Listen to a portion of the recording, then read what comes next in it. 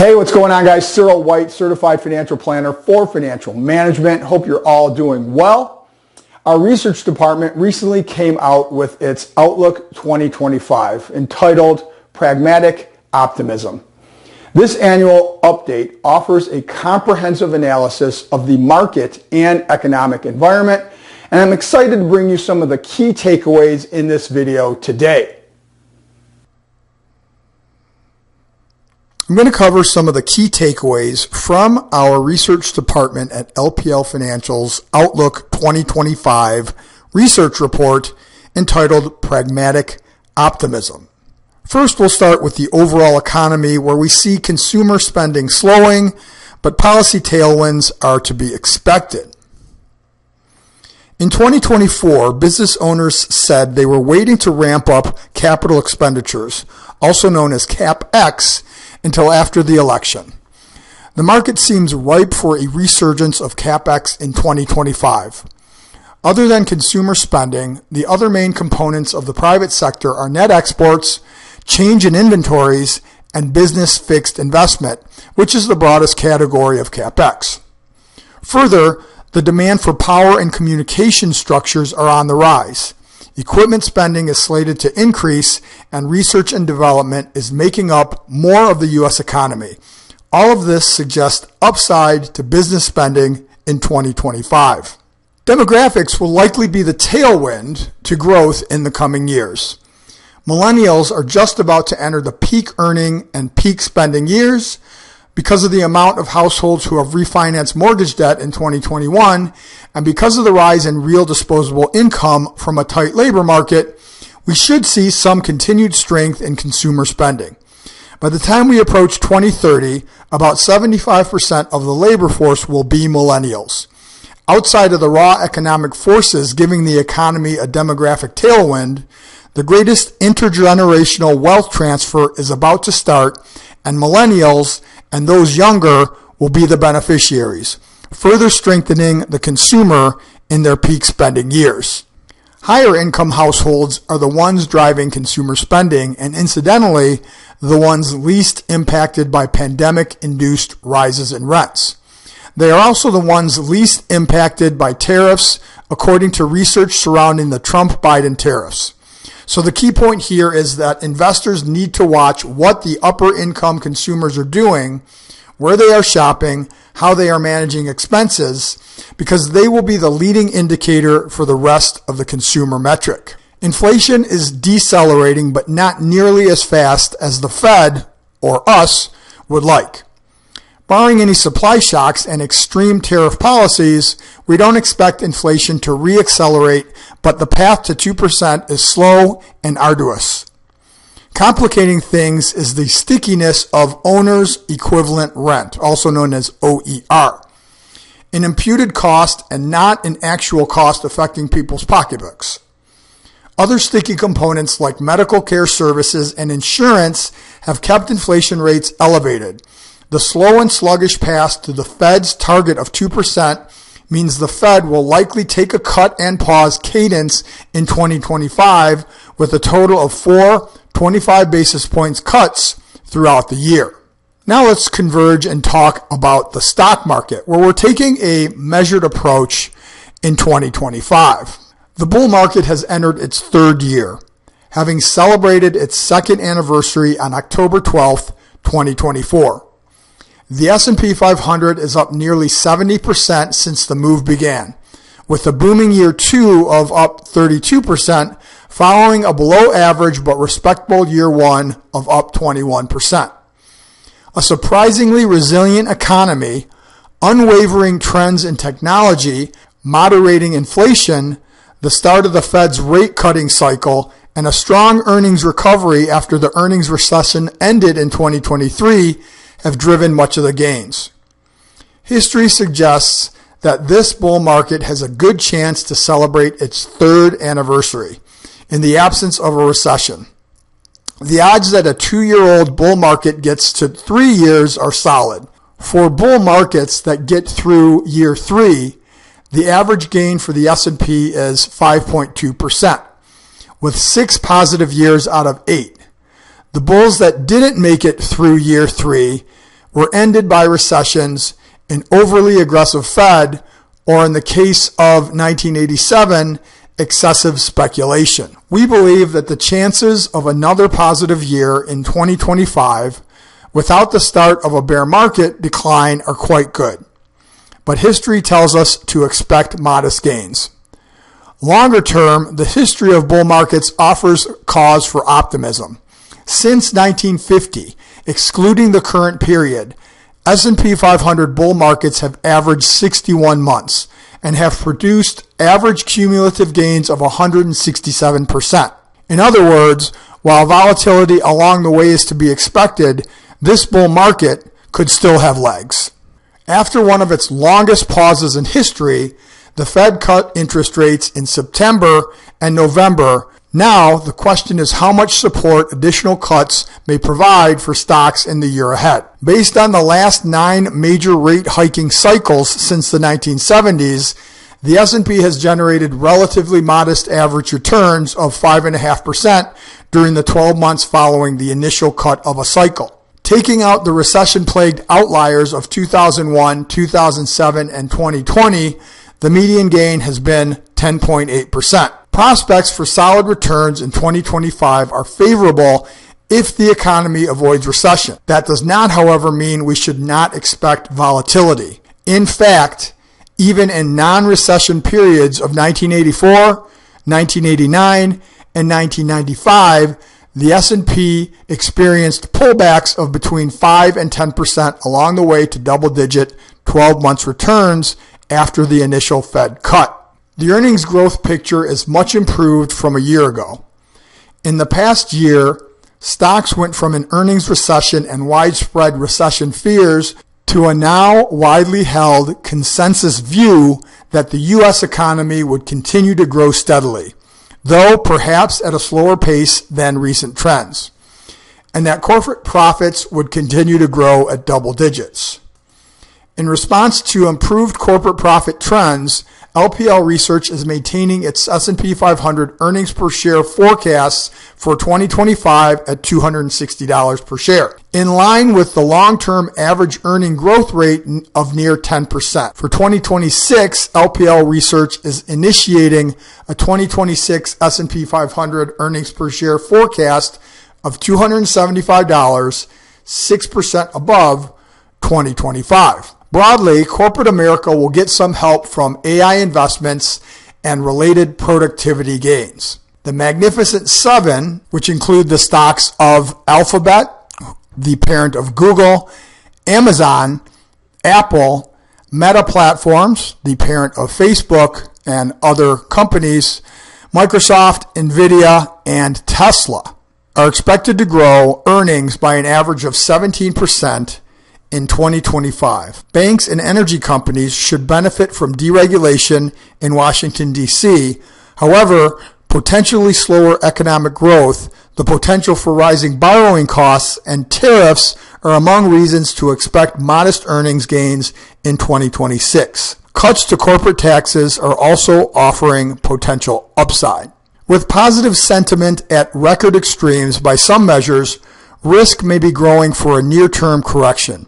In fact, U.S. households are as confident as they have ever been that stocks will move higher in the year ahead, though some sentiment readings, such as those taken from the options market, are more subdued. Any signs of exuberance calls for more discipline. Now we're going to talk about the bond market, a golden age for income investors.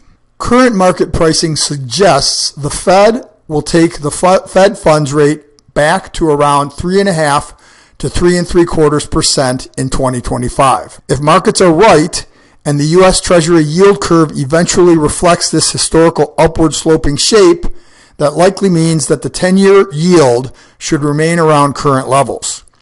The spread between the Fed's fund rate and the 10-year Treasury yield has averaged around 1.1% in non-recession periods, meaning the 10-year yield, on average, has been higher than the Fed funds rate by around 1.1%, albeit with a large range when not in a recession. So, unless or until economic data starts to show signs of a sustained slowdown, The 10-year could fluctuate between 4.0 and 4.5% to start 2025. But if the economy does show signs of slowing, the Fed could cut rates more than what is priced in, which would mean the 10-year Treasury yield could get back into the 3.75 to 4.25% range to the end of the year, which is our expectation.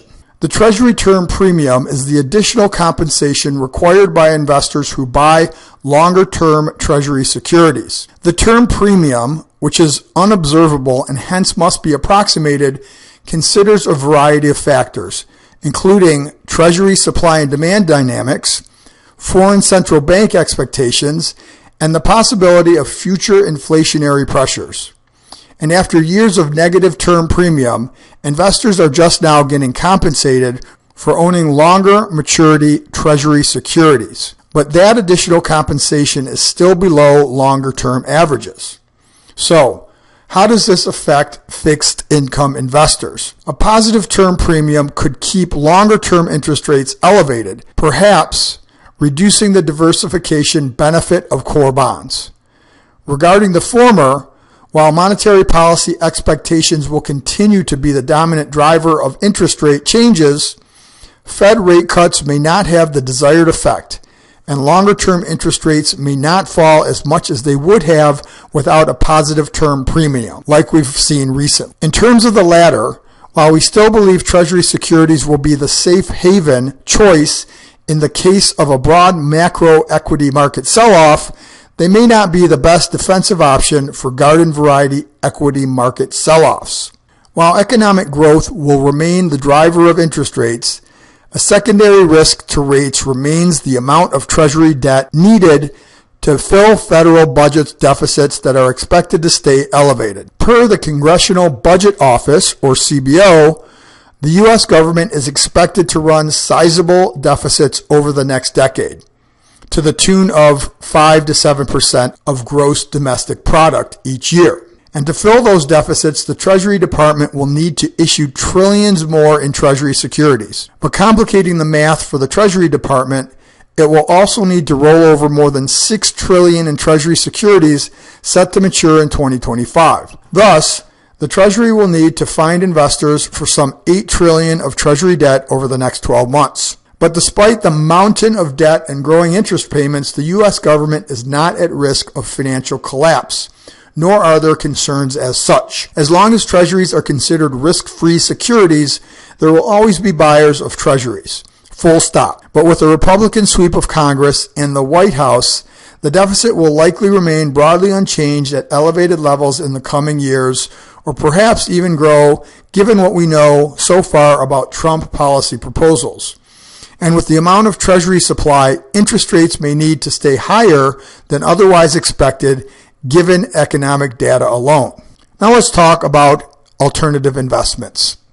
Seizing opportunities in a changing market. We expect lower rates and shifts in politics would be key drivers of the market for 2025. Equity market neutral strategy will be one of the beneficiaries of the backdrop, as the uncertainty surrounding the new Trump administration's policies may lead to increased market volatility and divergences between individual stocks and sectors versus the broader market. And this expectation is well reflected on a pairwise implied correlation of the S&P 500 components. Pairwise correlation is a commonly used term, at least as far as us in the investment world, that basically shows the average correlation of every possible pair combination for a data set. For S&P 500, it would be every possible pair that you could come up with using the 500 underlying companies in the index. We've seen the expectation of divergence materializing this year, and we expect this to continue in 2025 as market participants digest these changes and subsequently begin to distinguish between stocks that are positively and negatively impacted. Strong fundamental, long, short, and market neutral stock pickers should benefit and should become increasingly attractive.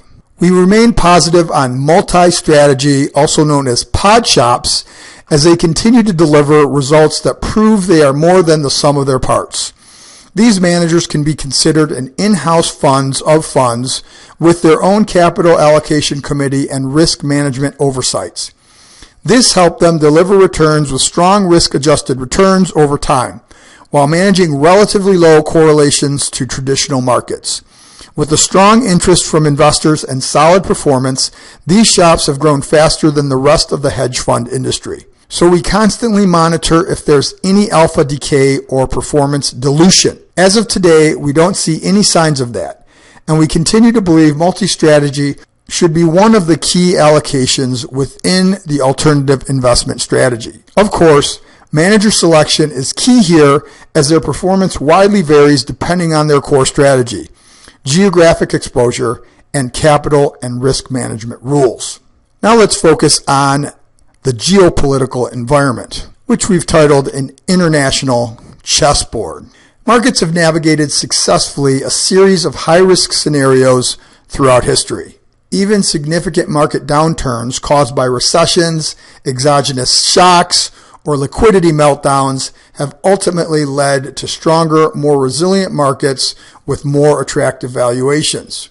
Turning to commodities, where we're asking if they're due for an uptick or a super cycle, one of the most significant commodity super cycles is closely associated with China's massive infrastructure build-out. Expectations for another super cycle have been thwarted by slower Chinese economic growth and more specific global construction projects rather than massive and unbridled expansion, underpinning China's double-digit development. In terms of currency, where the king dollar continues to reign across global currency markets, solid economic growth, especially compared to other developed countries, has been a major driver of strength and stability in the greenback, also known as the dollar, US dollar. Developing uncertainty over the trajectory of inflation, expectations for gradual easing from the Fed, and positive interest rate differentials have further supported the dollar. President-elect Trump's proposed tariffs could elevate currency market volatility and stoke inflation fear, putting additional upward pressure on the dollar. Based on this backdrop, we believe the dollar will be well supported in 2025. We expect limited downside risk, while meaningful upside could be capped by the gravitational pull of Fed easing. From a technical perspective, the US dollar index has been contained within a range over the last 2 years, marked by a support near 100 and resistance around 107. And while recent upward momentum could push the dollar into the upper end of the range, a breakout appears unlikely, given the Fed's rate-cutting cycle will likely continue throughout 2025. These are just some of the key insights contained in the Outlook 2025 report. I hope you found the information useful and informative. The full report, in addition to my guidance, can help you navigate the market complexities and work towards achieving your goals. Thank you for watching this video. If you have any questions, if there's anything I can do for you, please don't hesitate to contact me. And I wish you and your family a very happy new year. Thank you.